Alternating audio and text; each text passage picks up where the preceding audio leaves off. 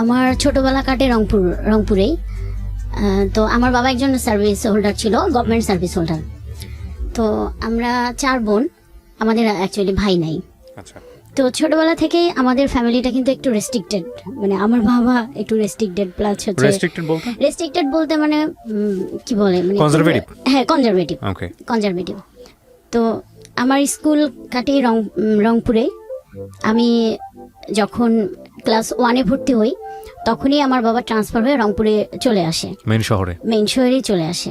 Even আমার বাবা ওইখানে হচ্ছে পরে আস্তে আস্তে ওখানে সেটেল হয়ে যায় আর কি। আচ্ছা, তো আমি রংপুরের একটা নামকরা স্কুলেই পড়ি। তো সেখানে আমি খুব ভালো স্টুডেন্ট ছিলাম, মানে ক্লাস 1 থেকে 5 পর্যন্ত আমি, মানে আমার মনে হয় না যে আমি কখনো সেকেন্ড হয়েছি। জি, আমি ফার্স্ট হয়েছি। এবং হচ্ছে ক্লাস 5-এর বৃত্তি পরীক্ষা আমি স্কলারশিপও পেয়েছি। Very good. বাট এইটা যে আমি স্কলারশিপটা পাবো আমি কখনো চিন্তা করি নাই, কারণ আমার ধারণা ছিল যে মনে হয় পাবো না। কিন্তু আমার আব্বু সবসময় বলতো যে না, পাবা না কেন। তো সেক্ষেত্রে আমার আব্বুর একটা বিরাট ভূমিকা আছে। দেখা যায় তো আব্বু সারাদিন অফিস করার পর এসে আমাকে পড়াইতো। হ্যাঁ, তো সেক্ষেত্রে আমার একটু বিরক্তও লাগতো। ছোট মানুষ ছিলাম তখন, একটু খেলতে যাইতে পারতাম না। তো আমি আম্মুকে বলতাম যে আম্মু সবাই খেলে, আমি কবে খেলতে পারবো। আর আমাদের বাসা, আমাদের আমাদের অফিস থেকে, মানে আব্বুর অফিস থেকে আমাদের একটা কোয়ার্টার দিয়েছিল, সরকারি কোয়ার্টার। তো আমরা আমাদের ছোটবেলা ওইখানেই বেড়ে ওঠা। তো দেখা যাইতো যে আমার আরো যে 2টা ছোট ছোট বোন আছে, তারা খেলতো, আমি খেলতে পারতাম না। এই কারণে আমার নানান কমপ্লেন ছিল আমার আম্মু আব্বুর প্রতি। তারপরে এই আর কি, ওখান থেকে আমি খুব ভালো রেজাল্ট নিয়ে স্কুল শেষ করলাম। তারপরে আমি একটা গভর্নমেন্ট স্কুলে ভর্তি হইলাম। হওয়ার পর ওইখানে আমি ক্লাস, মানে এসএসসি পর্যন্ত খুব ভালোভাবেই আমার পড়াশোনা ছিল। তো এর মধ্যে নানান ধরনের প্রপোজাল পাই, যেটা হয় আর কি। তো আমার তখন কিন্তু সেই মুহূর্তে ওই ধরনের কোনো ইচ্ছা ছিল না, বুঝারও বয়সও হয় না, ইচ্ছাও ছিল না। কিন্তু আমার ভাল লাগতো, আমি খুব এনজয় করতাম। এবং প্রত্যেকটাই হচ্ছে আমি আমার আম্মুকে গিয়ে বলতাম, আম্মু জানো অমুক একটা ছেলে আজকে স্কুলে আসতে আমাকে চিঠি দিয়েছে। এবং প্রত্যেকটা চিঠি কিন্তু আমার আম্মু পড়তো।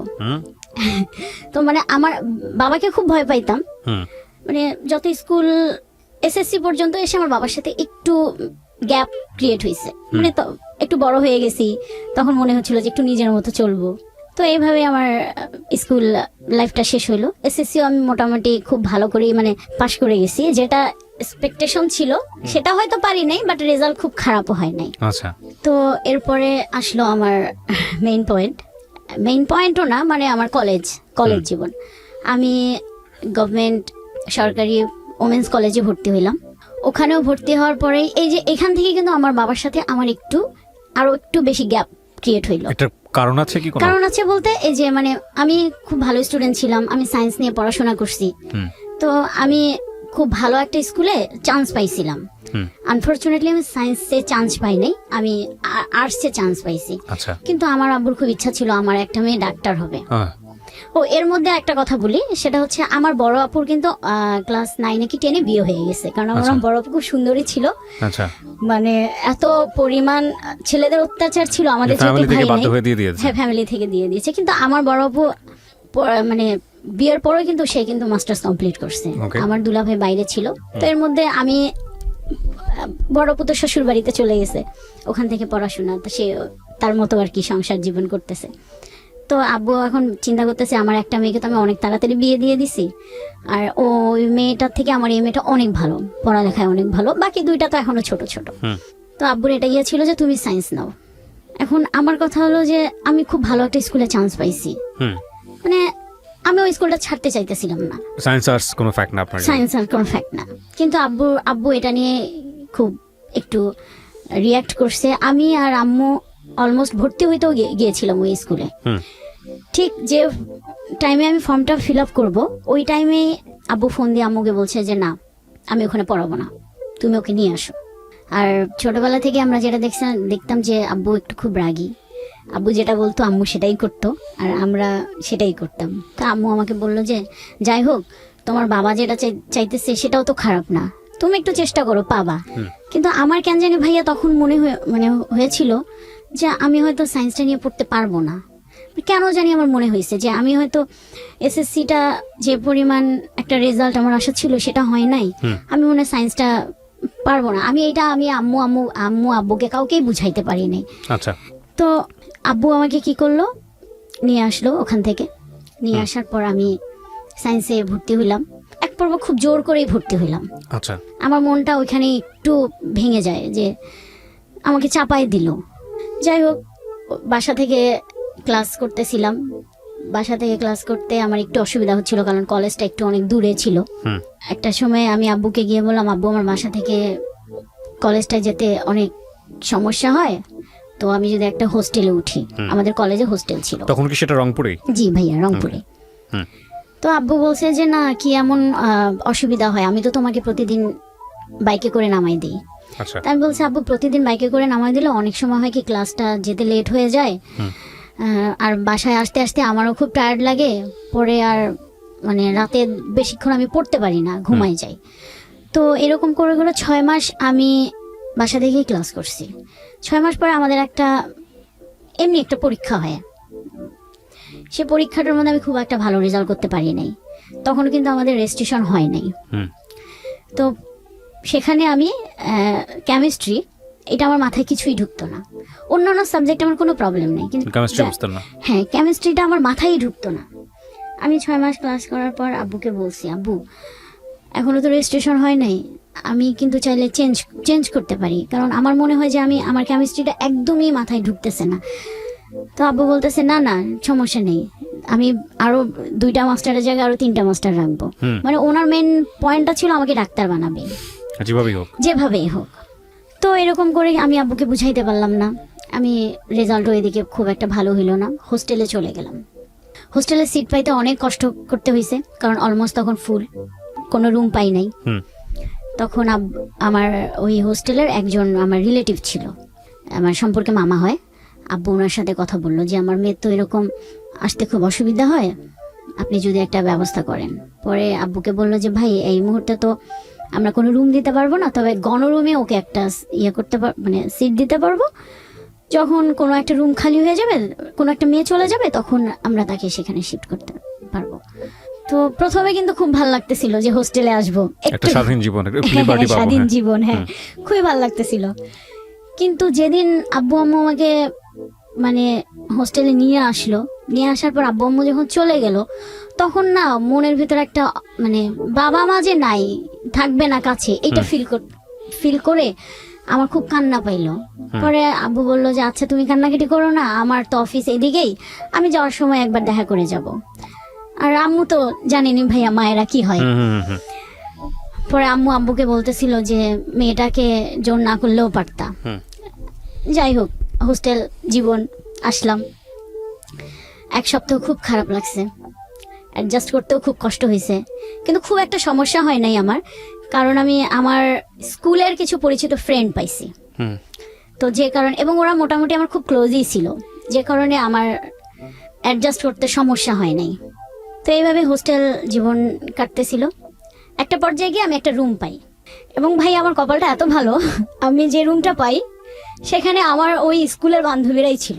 2 জন ছিল, আর 2 জন, আর একটা মেয়ে ছিল, সে আমাদের স্কুলের না, বাট ওর সাথেও কেন জানি মানে ওই একদিনেই খুব তাড়াতাড়ি আমরা ফ্রি হয়ে গেলাম। হ্যাঁ, তো এরপরে হোস্টেল জীবন খুব মানে ভালোভাবে কাটতেছিল। হাসি কান্না, দুষ্টামি, প্রচুর দুষ্টামি করতাম আমি আমার মনে আছে, আমি দুষ্টামির জন্য ম্যাডামের মাইরও খাইছি কলেজে পড়ি।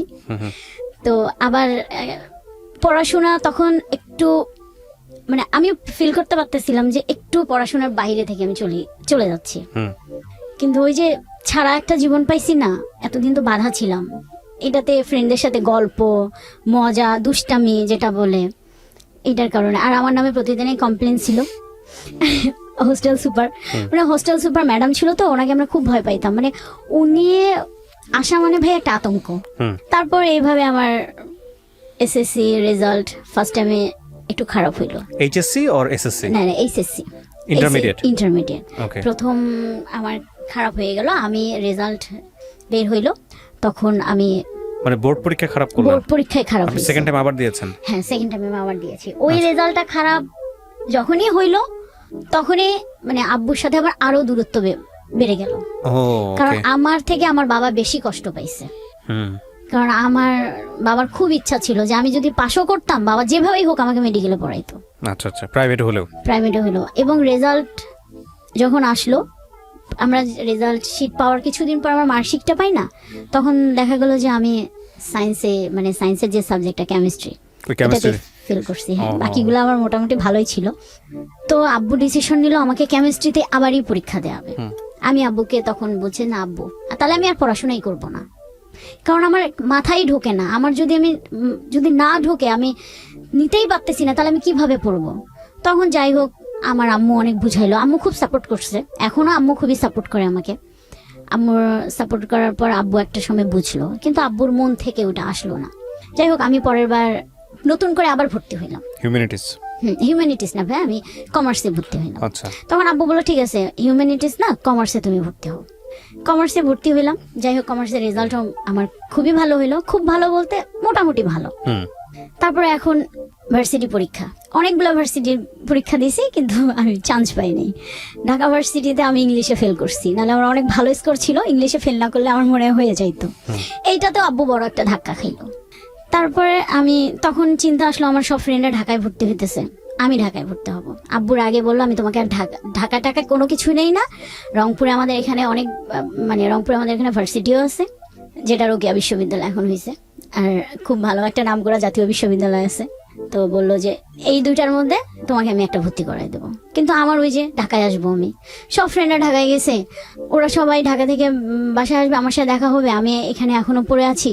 কারণ মানে এমনও স্টুডেন্ট ঢাকায় ভর্তি হয়েছে, আমার কাছে ওইটাই মাথার মধ্যে ঢুকছে যে তারা আমার থেকে মানে অনেক খারাপ স্টুডেন্ট ছিল, আমি তো ভালো ছিলাম, আমি কেন ঢাকায় পড়বো না? সে এসে বলবে আমি হচ্ছে ঢাকায় পড়ি, আমার এটা কেমন লাগবে না? এই একটা জেদ থেকে আব্বুর আমার জেদের কাছে পারলো না আর। আব্বু বলছে, ঠিক আছে আমি ঢাকায় তোমাকে ভর্তি করাই দিই। তো আমার এক ভাইয়া তখন মার্চেন্ডাইজিং এ পড়াশোনা করে শান্তমরিয়ামে, ভাইয়ের সাথে কথা বললো। আমাদের ঢাকায় তখন মোটামুটি রিলেটিভ থাকলেও মানে মানে ওই রকম কারোর সাথে তেমন কোনো আমাদের যোগাযোগ ছিল না। আমার ওই ভাইয়া ছিল আমার মেজো মামার ছেলে। তো আব্বু ভাইয়ার সাথে কথা বললো, তো ভাইয়া আমাকে বললো, আচ্ছা ঠিক আছে, মানে আব্বুকে বললো যে ঠিক আছে ফুপা, আপনি তাহলে ওকে নিয়ে আসেন, আমি দেখি এখানে ফর্ম। তো আমার আবার ইচ্ছা ছিল ফ্যাশন ডিজাইনিং এ পড়ার। শান্তমরিয়াম। শান্তমরিয়াম। ওকে। তো শান্তমরিয়াম ফ্যাশন ডিজাইনিং এ পড়বো। আব্বু এটাতে রাজি হইলো যে আচ্ছা ঠিক আছে পড়ো, এখন আমি তোমাকে কোনোটাই বাধা দেবো না, তোমার যা ভাল লাগে তুমি পড়ো, কারণ you are out of my track. হ্যাঁ। পরে ফ্যাশন ডিজাইনিং এ পড়বো, এই একটা খুবই মানে এক্সাইটেড। আমি ঢাকায় আসলাম, যেদিন আমি ভর্তি হব ওই দিন আমি ফর্ম ফিল আপ করবো, ঠিক ওই মুহূর্তে আবার আমার বাধা। আমার ওই ভাই আমার বাবাকে বুঝাইলো, না না ফ্যাশন ডিজাইনিং এ মেয়েরা পড়ে না, তো মেয়েরা উচ্ছৃঙ্খল মানে খুবই অধ্যত টাইপের হয়, তো হচ্ছে দরকার নেই, ওকে বিবিএতে ভর্তি করাই দেন। এই যে আমার বাবার মাথায় ওখানে ঢুকাইলো। আমার বাবা চিন্তা করলো, তাই তো আমাকে ছাড়া ফ্যামিলি ছাড়া থাকবে যদি আমার মেয়েটা এরকম হয়ে যায়। তো আমাকে ওইখানেই আব্বু আবার বললো যে না, ফ্যাশন ডিজাইনিং এ পড়া যাবে না, তুমি এটাতেই ভর্তি হও, না হলে তুমি আমার সাথে চলো। কি আর করার, ভার্সিটিতে ভর্তি হইলাম। প্রথম ক্লাস সবকিছুই মিলে খুবই ভালো লাগলো। তো আমাদের ভার্সিটিতে হয়েছে কি ভাইয়া, একটা আমার 5 জনের একটা গ্রুপ হয়েছে। আর আমার না ছোটবেলা থেকে একটা খুব মানে কি বলবো, আমি মেয়েদের সাথে খুব কম মিশতাম, জানি না কেন, মানে আমার ছেলে ফ্রেন্ড ছিল প্রচুর, ছেলেদের সাথে আমি কমফোর্ট। এটা হয় ন্যাচারালি, যার যেটা ভালো লাগে আর কি। হ্যাঁ। তো আমার ওই গ্রুপের মধ্যেও দেখা গেছে যে হচ্ছে মানে আমার বাবা ওই যে মন খারাপ করার পর আমার সাথে একটু কম কথা বলে, তারপরে জোর করে ঢাকায় আসছি, কিন্তু আমাকে সাপোর্ট করছে পড়াশোনা। আমার পড়াশোনার খোঁজ খবর আমার বাবা ভার্সিটি পর্যন্ত নিছে, যে কারণে হয়তো আমি পাশ করে গেছি বা মানে এত দূর আগাইতে পারছি। তো আমি ভার্সিটি লাইফে ফাঁকি দিতে পারিনি, কোনো স্কোপ ছিল না। বাবা রংপুরে থাকলেও দেখা যেত যে আমাকে ওইখান থেকে কন্ট্রোল করতো। আমাকে ফোন দিছে একটা, জাস্ট খুব নরমাল। আপনি শান্তমরিয়ামে যখন পড়তেন তখন থাকতেন কোথায়?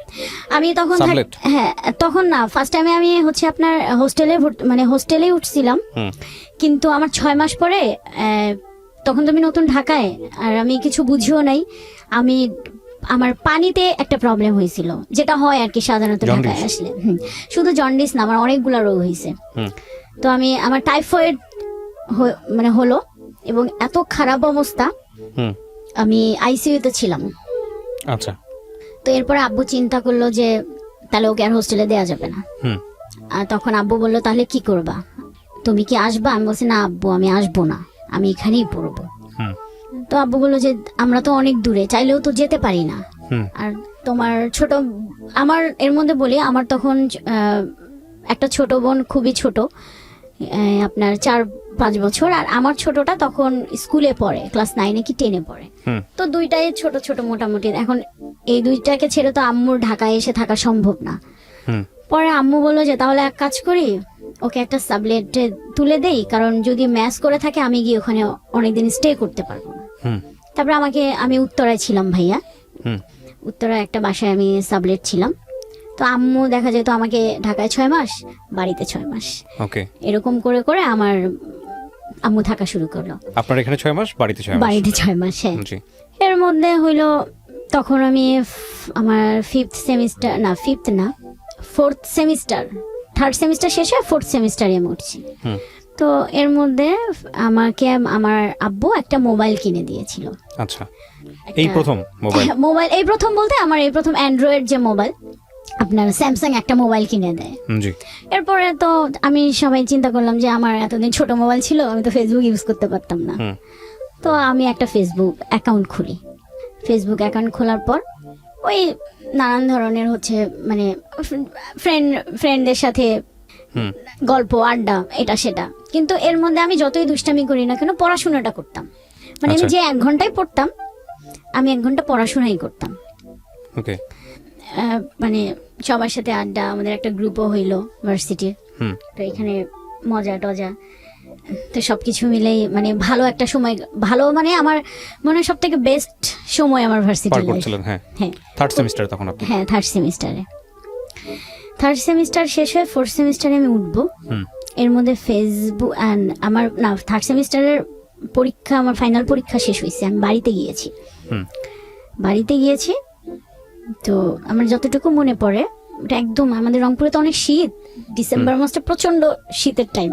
হুম তো ওই আমি তখন বাড়িতেই ছিলাম, পরীক্ষা শেষ হয়েছে বাড়িতেই ছিলাম। তো এর মধ্যে হচ্ছে ফেসবুকে অনেক দিন পর মানে ওই যে ঘাটাঘাটি করতে করতে একটা মেসেজে গিয়ে আমার চোখ আটকাইছে। এখানে একটু কথা বলি ভাইয়া, জি। সেটা হচ্ছে যে মানে আমি স্কুল লাইফ বলেন, কলেজ লাইফ বলেন, ভার্সিটি লাইফ বলেন, হ্যাঁ মানে আমার ছোট থেকে একটা না জিনিস কাজ করতো। মানে অনেক আমি মানে আমাকে অনেকে প্রপোজ করছে, অনেক ছেলেরা ইয়া করছে, কিন্তু এই যে প্রেম যে বিষয়টা, প্রেম করব হুম মানে এই জিনিসটা না সিরিয়াসলি সারা মানে একটা রিলেশনশিপে যাব, এই জিনিসটা আমার তখনও পর্যন্ত আসে নাই, হুম আসতো না। আর আমার ছোটবেলায় থেকে একটা জিনিস ছিল, না আমি কেন মানে একই ক্লাসের ছেলেদের সাথে প্রেম করব, কেন আমি অন্য মানে বড় ভাইদের সাথে প্রেম করব। হুম আমার না ছোটবেলা থেকে আমি জানি না, মাথায় একটা জিনিস ঘুরতো, আমার থেকে 10-12 বছরে বড় হবে এরকম কেউ আমাকে প্রপোজ করলে আমি এদের সাথে প্রেম করব। আচ্ছা। মানে এরকম একটা আমার ইয়া ছিল, জানি না কেন।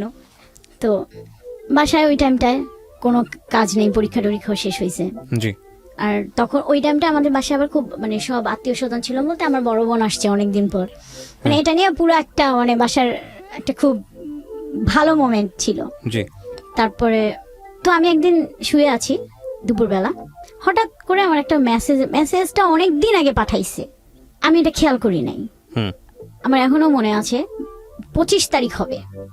কেউ একজন, তখন চেনেন না আপনি? হ্যাঁ চিনি না আমি। হ্যাঁ। সে আমাকে একটা মেসেজ দিছে, সে ডিরেক্ট এইভাবে বলছে, হুম তোমাকে আমার ভাল লাগে, আমি তোমার সাথে রিলেশন করব, তুমি যদি রাজি থাকো আমাকে ইয়েস বলো, না থাকলে এই পর্যন্ত স্টপ। এটা কি ফেসবুকের ইনবক্স করেছে? ফেসবুকে ইনবক্স করেছে। চিনতেন আপনি আইডি দেখে? চেনা গেল ছেলেটাকে নাকি না ফেক আইডি? আমি তখন খেয়াল করিনি আইডিটা। Okay. আমি না ওই যে ওই রকম একটা মেসেজ দেখে মানে আমার খটকা লেগেছে, যে কে মানে খটকা থেকে আমার বেশি একটা ইন্টারেস্ট লেগেছে। হুম মানে কেন লেগেছে যে সে একদম আমাকে ডিরেক্ট বলছে। হুম তো আমি কিছুক্ষণ চিন্তা করছিলাম ওইটা নিয়ে, চিন্তা করে কি রিপ্লাই দেবো। আমি ভাবলাম যে না থাক, এরকম কতজনে কি দেয়, রিপ্লাই দেবো না। হুম তো আমি ওই দিন আর রিপ্লাই দেই নাই, কিন্তু আমার মাথার মধ্যে কিন্তু ওই জিনিসটা আছে, হুম কে কে কে না একটু আমি দেখতেই তো পারি। একদিন পর আমি ফেসবুকে মানে তার চিন্তা মানে প্রোফাইলটা গিয়ে আমি ভালো করে দেখতেছিলাম।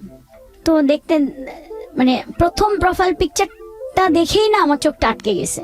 মানে আর আমি বলি আমার খুব লম্বা ছেলেদের প্রতি একটা উইক কাজ করে। ওকে ওকে ছেলেটা না খুব লম্বা, ওকে মানে খুব স্মার্ট, যা হয় কি ছেলেরা স্মার্ট, মেয়েরা যেরকম একটা ছেলে মানে পছন্দ করে আর কি, পছন্দ হ্যাঁ। করে, মানে তাদের হচ্ছে স্বপ্নের নায়ক থাকে না, যে মানে স্বপ্নের একটা চিন্তা করে যে এরকম হবে ওরকম হবে, ঠিক হুম ওরকমই ছিল।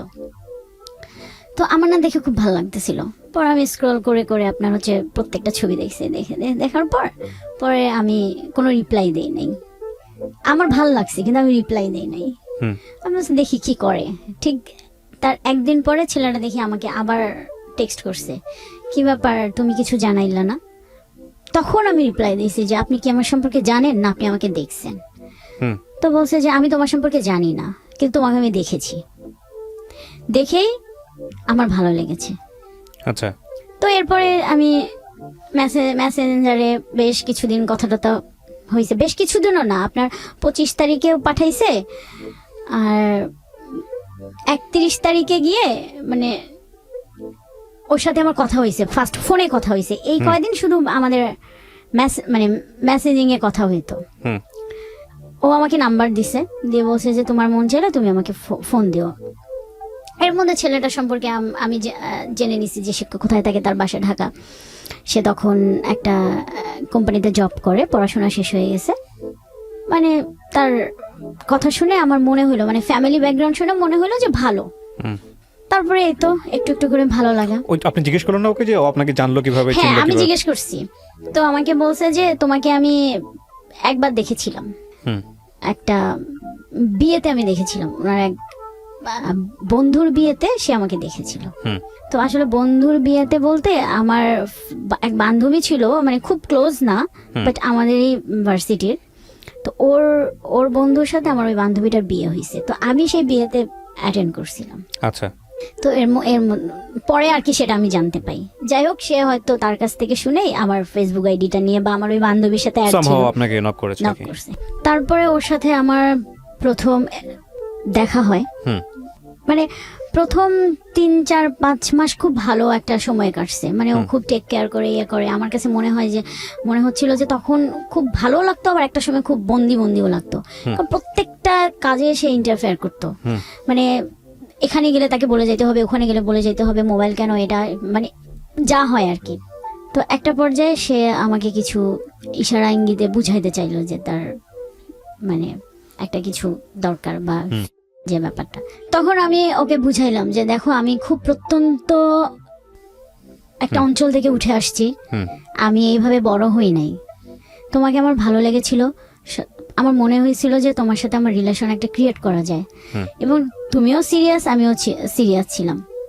তো ব্যাপারটা হচ্ছে, তো তুমি যেটা করতে চাচ্ছ সেটা এই মুহূর্তে সম্ভব না, আমি খুবই একটা কনজারভেটিভ ফ্যামিলি থেকে উঠে আসছি, তো আমাদের যদি মানে যা হবে বিয়ের পর। কিন্তু সে তখন ঠিক আছে, ওকে আমি তোমাকে একটু পরীক্ষা করলাম, দেখি এখনকার মেয়েরা অনেকে হয়, এইভাবে সে আমার ব্রেন ওয়াশ মানে করতো। সব থেকে ব্যাপার যেটা ভাই আমার জন্য খুবই একটা মানে শকিং একটা ব্যাপার, সেটা হচ্ছে যে ওর সাথে আমার ব্রেকআপ হওয়ার কারণটা হলো, আমার যে খুব ভালো ফ্রেন্ড ছিল সামহাউ সে তার সাথে কোনো একটা ভাবে কানেক্ট হয়ে যায়। আচ্ছা কানেক্ট হওয়ার পর তাদের মধ্যে একটা রিলেশন ক্রিয়েট হয়, যেটা আমি জানতাম না। মানে মানে সে আমাকে বুঝতে দেয় নাই, মানে হয় না যে অন্যদিকে ডাইভার্ট হয়ে গেলে আমার দিক থেকে সরে আসা বা একটু সময় কম দেওয়া, মানে আমি কোনোভাবেই বুঝতে পারি নাই। তো একদিন যখন ব্যাপারটা আমার সামনে চলে আসলো, খুব বাজেভাবেই সামনে চলে আসছে, তখন আমার অবস্থাটা এতটাই খারাপ ছিল, আমি ওকে মানে তখন ওর প্রতি আমার এত একটা ব্যাড ইমপ্রেশন যেটা বলেন, মানে এত একটা খারাপ অনুভূতি তৈরি হইলো যে আমি ওকে যে জিজ্ঞাসা করব সেই রুচিটাও আমার হয় নাই। মানে আমার কাছে মনে হলো যে এটাই কি লাইফের একটা পার্ট, এটার জন্য কি মানে এত বড় একটা মানে সে আমাকে কষ্ট দেবে। ওই যে ওইখান থেকে আমার মাথার মধ্যে একটা ঢুকছে যে এটাই বুঝি লাইফের একটা পার্ট, ভালোবাসা কিছু না। আমার তো কোনো কমতি ছিল না, কিসে কমতি, এটাই আমার সবসময় মনে হইতো।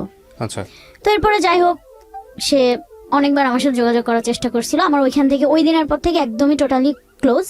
এরপরে আমার মাঝখানে খুব বাজে একটা অবস্থায় গিয়েছিল, কারণ রিলেশন ব্রেকআপ হয়ে গেছে, একটা এতদিনের অভ্যাস, এই একটা ঘটনাকে কেন্দ্র করে আপনার রিলেশনশিপ ব্রেকআপের দিকে চলে গেল।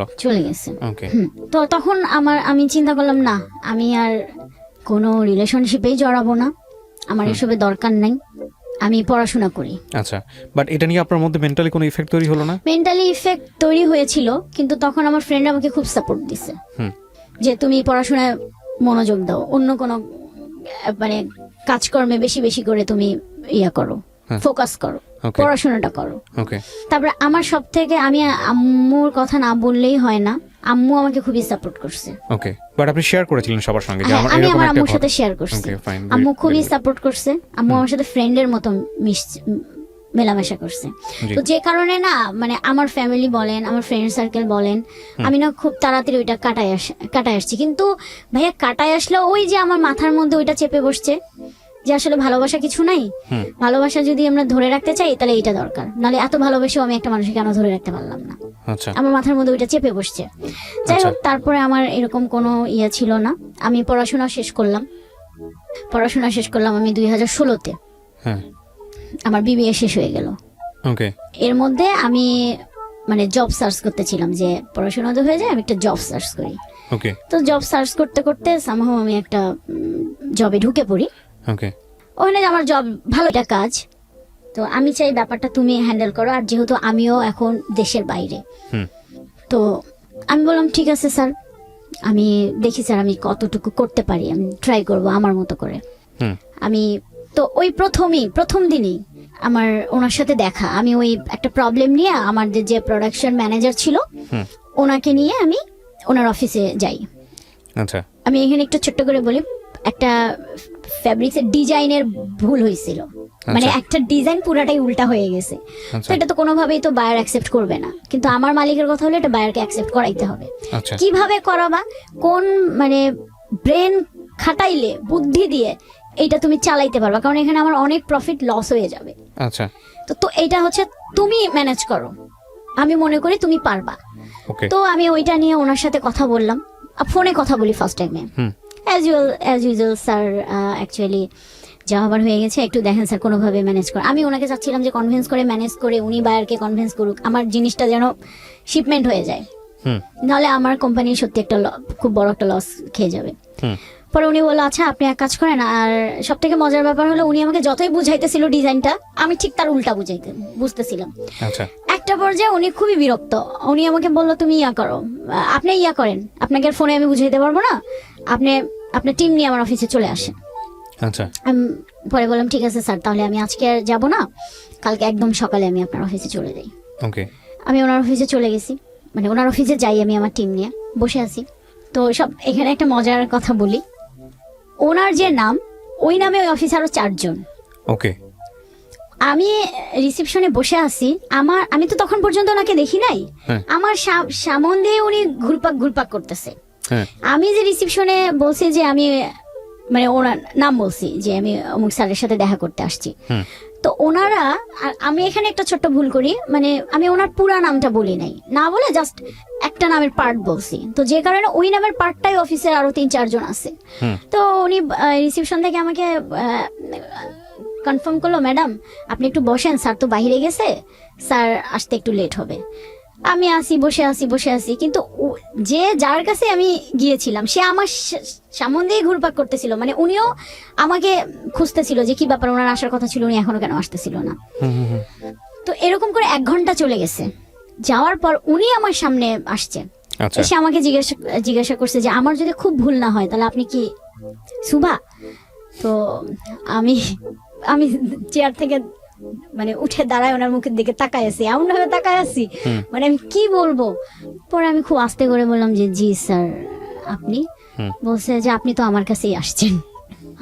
আমি আর কি বলবো ভাইয়া, লজ্জায় মানে মাথা একদম নিচু করে ফেলছি। বলছে যে আপনি কি বলছেন রিসেপশনে? আমি বলছি স্যার আমি অ্যাকচুয়ালি এটা বলছি। পরে বললো আচ্ছা আমার ঠিক আছে, সমস্যা নেই, এটা হইতেই পারে, এই নামে 4 জন আছে, তো ওরা বুঝে নাই। যাই হোক, আমরা আমাদের ওই প্রবলেম নিয়েই কথা বলতেছিলাম, উনি খুব হেল্প করছে ওই ব্যাপারটায়। আচ্ছা, আমি বললাম যে স্যার এটা একটু দেখেন, আপনি কোনোভাবে বায়ারকে যদি এটা শিপমেন্ট করাইতে পারেন তাহলে আমাদের খুবই প্রবলেম হয়। পরে আমার টেকনিশিয়ান যে ওখানে ছিল তাদের টেকনিশিয়ান মিলে আমরা ওইখানেই আর কি বুদ্ধি পরামর্শ করতেছিলাম যে কিভাবে এই জিনিসটাকে আমরা সলভ করি। পরে উনি বললো যে দেখেন এইভাবে করতে পারেন, সেক্ষেত্রে হচ্ছে মানে যদি আর কি ওয়াশে যদি আমার জিনিসটা ফেসে না যায়, যদি ফেসে না যায় আমার কোনো প্রবলেম নেই, ফেসে গেলে আমার প্রবলেম, কারণ আমার ওটা আমি শিপমেন্ট করতে পারবো না, বায়ার নেবে না। আর সব থেকে বেটার হয় আপনি এখনই যান, আপনি ডিরেক্ট বাইং অফিসে চলে যান, আমি নাম্বার দিতেছি, দেখেন উনি কি করতে পারে। পরে আমি সাথে সাথেই আর এর মধ্যে উনি বললো যে আমি তাহলে আমার অফিসে ডিএমডি স্যারের সাথে কথা বলি, যেহেতু আপনি একটা মেয়ে মানুষ আসছেন। তারপরে ভাইয়া আমি সাথে সাথেই চলে গেলাম ওই বাইং অফিসে, ওনার সাথে দেখা করলাম, কিন্তু ওখানে গিয়ে খুবই একটা আশানুরূপ রেজাল্ট হইল না। খুব মানে মন খারাপ একদম আমার, আমি বাসায় চলে আসলাম।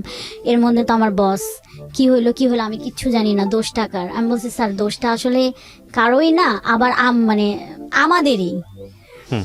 পরে বললো তাহলে আপনি দেখেন কি করবেন, না হলে কি আর করা, হয়ে গেল, লস যদি হয়ে যায় আমার তো কিছু করার নাই, কিন্তু যতক্ষণ পারবেন চেষ্টা চালাই যান আপনার দিক থেকে। পরে আমি ওই স্যারকে আবার ফোন দিলাম যে স্যার আমার তো পারলাম না, স্যার আপনি প্লিজ দেখেন কি করেন। তখন উনি আমাকে, আর ওদের ওই মুহূর্তে কিন্তু কোনো সময়ও নেই, কারণ শিপমেন্টের অল্প কিছুদিন বাকি আছে, নতুন করে আবার ডেভেলপমেন্ট করা, স্যাম্পলিং করা, মানে আরো 15 থেকে 20 দিনের ব্যাপার, যেটা ওদের আর নাই কিন্তু সময়। পরে আমি এক পর্যায়ে বললাম যে স্যার তাহলে যদি না হয় তাহলে আর কি করার, আপনি এটা অর্ডার ক্যান্সেল করে দিয়ে আপনি অন্য কারো কাছ থেকে নিতে পারেন। তখন বললো যে না এটা কোনো তো সলিউশন না, এখন এই আমার সময় হাতে মাত্র 4-5 দিন আছে আমার শিপমেন্টের, আমি এখনো কিছুই শুরু করি নাই, আমার কাটিং এর লোকজন বসে আছে, লাইন বসে আছে, আপনি এসব কি উল্টাপাল্টা কথা বলেন। আমি বলছি তাহলে এটাই নিতে হবে, আমার কোনো উপায় নেই, আমি নতুন করে আর আপনাকে প্রোডাকশন করে দিতে পারবো না, তা আপনি যেখানেই নেন না কেন, আমার কাছ থেকে নেন, অন্য কারো কাছ থেকে নেন, আপনাকে মিনিমাম 25 দিন সময় লাগবে। বলছে না আমার পক্ষে সম্ভব না। পরে যাই হোক ওনারা বলছে দেখি আমি কি করতে পারি। ওনারা ওনাদের অফিসে ওনার স্যার, ওনার ম্যাডাম এদের সাথে আলোচনা করলো। আমাকে পরের দিন বিকালবেলা আমাকে ফোন দিয়ে বললো যে আপনি এক কাজ করেন, আপনি ফেব্রিক্সটা পাঠিয়ে দেওয়ার ব্যবস্থা করেন, কিন্তু এখানে আপনি আমাকে একটা মেইল দেন, আর এটা আমি আপনাকে মেইলের রিটার্ন মেইল দিচ্ছি, এবং এখানে লেখা থাকবে যেটা আপনার যে পেমেন্টটা সেটা আপনি শিপমেন্টের পর পাবেন, তার আগে আপনি কোনো পেমেন্টের জন্য ঝামেলা করবেন না, কারণ এই মালটা মানে এই প্রোডাক্টটা ফেব্রিক্সটা আপনার হচ্ছে জার্মানি যাবে, ওইখান থেকে কাস্টমার কিরকম সেল হয় সেরকম তারা ওয়াশ করবে, তারপরে তো তারা যদি চলে তাহলে আমরাও পেমেন্ট পাবো, আপনিও পাবেন। মিনিমাম 6 থেকে 7 মাস সময় লাগবে, এর আগে কোনো ফোন টোন কিন্তু দিয়ে না, আমি দিতে পারবো না। তা বলছে আচ্ছা ঠিক আছে স্যার সমস্যা নেই, আপনাদের সাথে তো আমার র্যান্ডমলি কাজ হয়, একটা পেমেন্ট আচ্ছা 6-7 মাস আটকা থাকলেও প্রবলেম নেই, কিন্তু আমার লস হইলো না। এরপরে আমি আমার মতো 3-4 মাস তার সাথে আমার কোনো যোগাযোগ নেই, টোটালি কোনো যোগাযোগ নেই, কোনো ফোন না কিছু না। হঠাৎ একদিন আমি বলি তারিখটা আমার মনে আছে, 25 তারিখ ডিসেম্বরের 25 তারিখ 2017 সাল। আমাকে ডিসেম্বরের 25 তারিখে আপনার বড়দিন আর কি, তো আমাদের যেটা নিয়ম থাকে প্রত্যেকটা ক্লায়েন্টদেরকে আমরা উইশ পাঠাই বড়দিনে, তো আমি ওই একটা টেক্সট সিলেক্ট করে সবাইকে ওইটাই ফরওয়ার্ড করে দিই। হ্যাঁ, তো ওনাকেও আমি পাঠাইছি। তারপরে না আমার কিছুক্ষণ পর উনি দেখি আমাকে রিপ্লাই দিল। রিপ্লাই দেওয়ার পর আমাদের মধ্যে কথা হচ্ছে। তখন আমার একটা ছবি ছিল হোয়াটসঅ্যাপের যে প্রোফাইল পিকচারটা, ওই প্রথম উনি আমার দিকে, ওই ছবিটাতে উনি আমার দিকে ভালো করে তাকায়। আমাকে কিছুক্ষণ পর সে খুব মানে অদ্ভুত একটা কোশ্চেন করছে, আমার কাছে যদিও এটা অদ্ভুত লাগে, জানি না দর্শকদের কাছে কেমন লাগবে। আপনি কি ওই মেয়েটা যে মেয়েটা আমার অফিসে আসছিলেন? মানে আমি প্রশ্নটা শুনে একটু অবাক, আমি আস্তে করে রিপ্লাই দিলাম জি স্যার আমি ওই মেয়েটা। আপনি পাঠিয়েছিলেন? আমি রিকোয়েস্ট পাঠিয়ে নেই, উনি পাঠাইছে। মানে উনি মানে না, এটা ফেসবুকে না তো ভাইয়া, এটা হোয়াটসঅ্যাপের কথা বলি। হোয়াটসঅ্যাপে আমি যে মেসেজটা করছিলাম না, এরপর থেকেই উনি আমাকে রিপ্লাই, এবং আমার যে হোয়াটসঅ্যাপে ছবিটা দেওয়া ছিল সেটা উনি ফার্স্ট ওই দিনই আমাকে নোটিস করে ওই ছবিটাতেই, এবং নোটিস করার পরে আমাকে এই টেক্সটটা করে। পরে আমি ওনাকে রিপ্লাই দেয় জি, বলছেন না হতেই পারেন না। আমি বললাম যে কেন? বলছেন না হতেই পারে না, এত ডিফারেন্ট হয় একটা মানুষ কিভাবে। এই যে ওইখান থেকে এই একটা ইস্যু নিয়ে ওইখান থেকে আমাদের মানে কথা ফেসবুকে চ্যাটিং, তখন পর্যন্ত আমরা ফোনে কথা বলিনি। তো এরকম করতে করতে মানে আমি বুঝতে পারতেছি উনি আমাকে কি জানি বলতে চায়, বাট আমি অ্যাভয়েড করে যাই। উনি কি বলতে চায় আমি অ্যাভয়েড করতে যাই। উনি আমাকে শুধু বলে যে আপনাকে আমার একটা কিছু কথা বলার আছে, এই পর্যন্ত। আমি যখনই জিজ্ঞেস করি কি, না থাক অন্য একদিন বলবো। এইভাবে আরো 2 মাস চলে গেল। আচ্ছা। যাওয়ার পর একদিন আমাকে বলল যে না, আপনাকে নিয়ে আমার অনেক ডাউট আছে। আমি বলছি কেন? বলছে যে তখন পর্যন্ত কিন্তু আমাদের আর ফেস টু ফেস দেখা হয় নাই। বললো যে না। আমি বলছি কেন, আমাকে নিয়ে আপনার কি ডাউট? বলছে আপনি এই মেয়েটা হইতে পারেন না। তো আচ্ছা, যদি এই মেয়েটা হন তাহলে এক কাজ করেন, আপনি আমার অফিসে চলে আসেন। আমি তখন বললাম আমি অফিসে যাব, আমার অফিসে যাওয়ার তো একটা রিজন লাগবে। বলছে কোনো সমস্যা নাই, আমি আপনাকে মানে আপনার বসকে সিসিতে রেখে আমি একটা আপনাকে মেইল পাঠাই। ওকে। তাহলে তো এটা আপনার বস দেখলেই তো আপনি তো একটা কারণ পাবেন। তো উনি তাই করলো। আমি এর মধ্যে কিন্তু আমাদের টুকটাক প্রতিদিনই কথাবার্তা হয়, রাতেও চ্যাটিং হয়। তারপরে আমি যাই পরের দিন। তো স্যার আমাকে ডেকে বলো যে এরকম তো উনি একটা মেল দিয়েছে, দেখো তো কি প্রবলেম। পরে আমি পরের দিন অফিসে গেলাম। তো যেহেতু আমি ওই দিন কোনো কাজেই যাব না, কাজের। কত সালের ঘটনা এটা যখন শুরু হচ্ছে? 17 সালে, তো কয়েকদিন আগে। হ্যাঁ। তারপর আমি ওইখানে গেলাম ওদের অফিসে। তো ওনার সাথে আমার দেখা, ওই অফিসেই ভালোভাবে দেখা। প্রথম উনিও আমাকে ভালোভাবে মানে খেয়াল করছে, আমিও ওনাকে ভালোভাবে খেয়াল করছি। পরে উনি আমাকে বললো যে আচ্ছা ঠিক আছে, অফিসে যেহেতু এত ডিটেলস কথা বলা যাবে না, আমরা খুব নর্মালি কথা বললাম, আপনার অফিসিয়াল বিষয়ে কথা বললাম। কিন্তু উনি আমি খেয়াল করতেছিলাম উনি আমাদেরকে খুব ভালোভাবে তাকাইছিল। এবং এই বিষয়টা কি আপনি খুব ইজিলি নিচ্ছেন? লাইক থাকে না একটা পছন্দ করি না, অস্বস্তি বোধ করতেছি না, কিন্তু আমার ভালো লাগতেছে। না, ফার্স্ট টাইমে আমার ওই সময় আমার একটু অস্বস্তি বোধই লাগতেছিল। আচ্ছা আচ্ছা। যে পরে যাই হোক আমি আর কিছু বলি নাই, কথাটা তো শেষ করে আমি আসলাম। পরে আমাকে দেখলো যে সে আমাকে মেসেজ দিল, দিয়ে বলল যে না ঠিক আছে, আমার ডাউট মানে চলে গেছে। তারপর থেকে উনি আমাকে নানানভাবে বোঝানোর চেষ্টা করে, টেক্সট হয়, কথা হয় প্রতিদিন। এবং আমি পরের দিন থেকে দেখি উনি আমার প্রতি একটু অন্যরকম, মানে ওনার কথার সুর আমাদের ফোনের কথা থেকে মেসেজের কথা বেশি হইতো। থাকে না অনেক সময় মেসেজের ভাষাও কিন্তু ভাইয়া বোঝা যায়। রাইট। হ্যাঁ, মেসেজের ভাষাও কিন্তু বোঝা যায় সে মানে কি আসলে বলতে চাচ্ছে বা কি মিন করতে চাচ্ছে। হ্যাঁ, সে দেখি আমার প্রতি খুবই কনসার্ন, আমাকে নিয়ে সে খুবই চিন্তা করতেছে, সে টেক কেয়ার করতেছে। তো তখন তো আমার ওই অফিসে অনেক কাজের প্রেসার, আমি অনেক কাজ করতাম। দেখা যেত যে আমার মানে কাজের ফাঁকে ফাঁকে আমি তাকে টেক্সট করতেছি, সেও কাজের ফাঁকে ফাঁকে টেক্সট করতেছে, নানান ধরনের কথাবার্তা। মানে সে একটু আমার এই যে দুপুর হলে তুমি লাঞ্চ করো, এখন অনেক লাঞ্চ করবা না, কখন করবা, যাও লাঞ্চ করো, কাজ কেন করতেছো। এই যে আমার প্রতি যে তার টেক কেয়ারটা, এইটা না আমার ভাল লাগতেছিল যে সবসময় সে আমাকে টেক কেয়ার করে। তারপরে কাজের ফাঁকে দেখা যায় যে সে একটা ভিডিও কল দিল, দিয়ে বললো যে আমি ভিডিও কলে থাকি, তুমি কাজ করো। Very interesting. হ্যাঁ, তো এটা তো ডিপ টাইপের একটা রিলেশনশিপে চলে যাচ্ছে, বোঝা যাচ্ছে খুব নরমাল টাইপের কোনো কিছু না, এখানে ফিলিংস জড়িত। তো আমার না জিনিসটা ভাল লাগতেছিল, আমি খুব এনজয় করতেছিলাম। আচ্ছা। তো এরকম হইতে আমি বাসায় মানে ওই যে আমি নর্মালি ওয়াইফাই ছাড়া দেখা যেত যে আমার তো ওইরকম কোনো আপনার ইন্টারনেটে তেমন কোনো কাজ নাই। আমি অফিস বাসায় ছাড়া এই আপনার কি বলে বাহিরে খুব একটা ডাটা ইউজ করতাম না প্রয়োজন ছাড়া। আচ্ছা। তো আমার একদিন একটা মিটিং পড়লো মহাখালীতে, আমি মহাখালী আসছি। এই যে একটা মানে আস্তে আস্তে যে আমি ইনভলভ হচ্ছি, আমি তখন পর্যন্ত সে আমাকে বুঝাইতে চেষ্টা করলো, আমি ফার্স্ট টাইমে কিন্তু বুঝলেও একটু চাইতেছিলাম যে একটু ডিস্টেন্স ক্রিয়েট করতে, মানে আমি চাচ্ছিলাম না যে এত তাড়াতাড়ি ইনভলভ হয়ে যাইতে।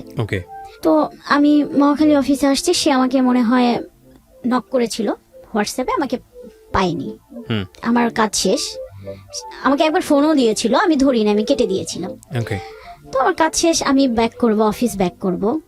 আমার সাথে আমার অফিসের এক সিনিয়র আপু ছিল, তো ওনার সাথে আমার খুব ভালো একটা আন্ডারস্ট্যান্ডিং ছিল। মোটামুটি আমরা মানে হয় না, থাকে না কেউ ভাইয়া যে তাকে সবকিছু বলে একটু কমফোর্ট ফিল হয়। তো আপুটা আমাকে ছোট বোনের মতোই আমাকে খুব ভালোবাসতো, তো সেক্ষেত্রে অনেক কিছুই আমি শেয়ার করতাম।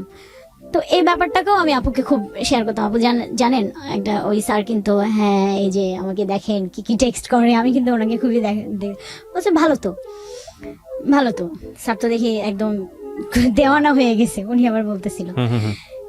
এই আমরা দুইজনেই বাসে বসে বসে গল্প করতে করতে আসতেছিলাম, হঠাৎ আমাকে ফোন দিয়েছিল। তখন আমি ফোনটা ধরি, কি ব্যাপার তুমি কোথায়?